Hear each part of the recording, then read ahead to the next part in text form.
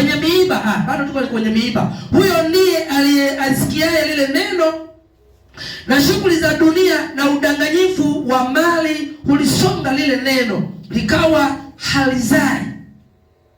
Naye aliyepandwa kwenye udongo mzuri, huyo ndiye alisikiaye lile neno na kuelewa nalo, yeye ndiye azaaye matunda, huyu 100, huyu 60 na huyu 30. Hebu jipigie wewe ambaye uliyepandwa kwenye udongo mzuri. Mungu akubariki sana. Ongeza tena makofi wewe uliyepandwa kwenye udongo mzuri. Sema amen.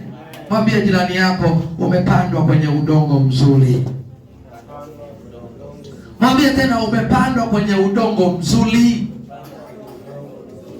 Nipungie mkono hewani, na Mungu akubariki sana.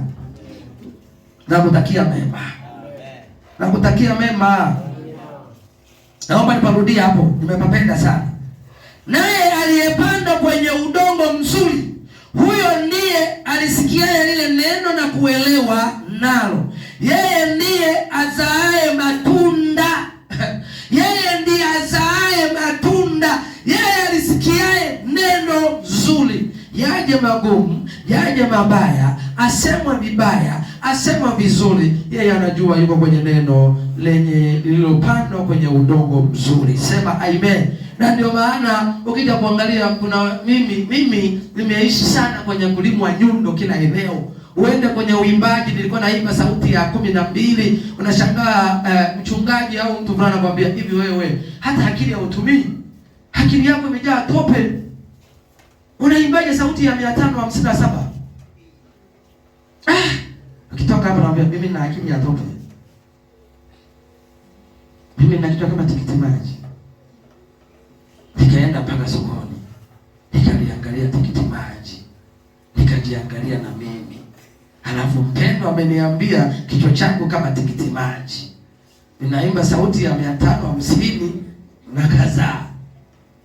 Nikasema, Mungu wewe unajua mimi ni tikiti maji, mimi ni embe, lakini mimi najua ni mali yako. Ipo siku nitaelewa. Lakini ningekaa nikasema, kama yeye ni tikiti maji basi yeye ni embe, ningefika.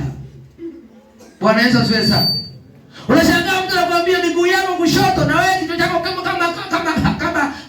kama tela.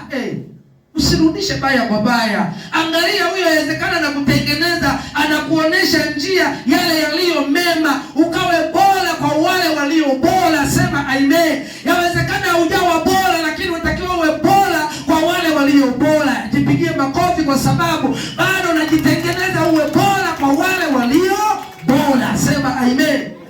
Hata mimi nikakubali kufanywa bora, nikawe bora kwa walio bora. Sema amen.